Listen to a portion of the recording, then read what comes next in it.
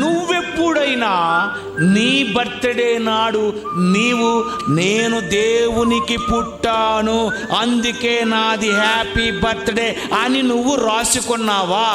Birthday పుట్టిన దినమని ఆనందించావు తప్ప దేవునికి పుట్టానని కానీ నీకు నిజంగా తెలిసిపోతే నువ్వేమని చెప్పుకుంటావు? హ్యాపీ బర్త్డే చేసుకున్నావు.